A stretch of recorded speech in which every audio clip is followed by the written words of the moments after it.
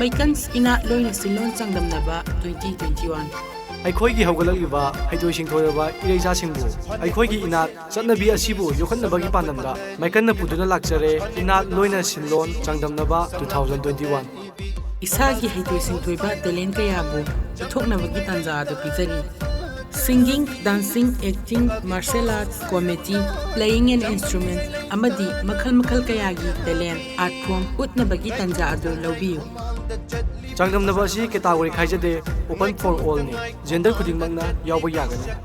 ꯑꯊꯣꯏ ꯑꯍꯦꯟ ꯇꯥꯔꯛꯄꯁꯤꯡꯒꯤꯗꯃꯛ ꯁꯦꯜꯒꯤ ꯃꯅꯥ ꯑꯃꯗꯤ ꯏꯅꯥꯠꯀꯤ ꯑꯣꯏꯕ ꯈꯨꯗꯣꯜ ꯊꯝꯖꯔꯤ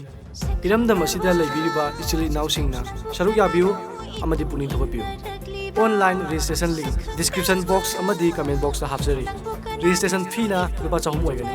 registration asi hauba numina 25th August amadi registration asi loiba numina 15th September aduga event asi hauba numina 20th September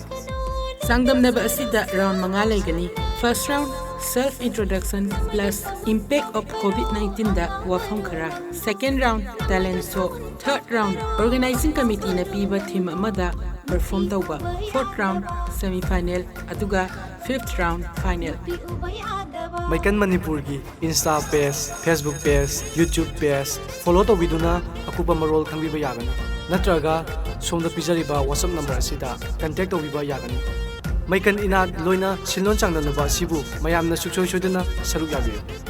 online registration link description box amadi comment section da hapjare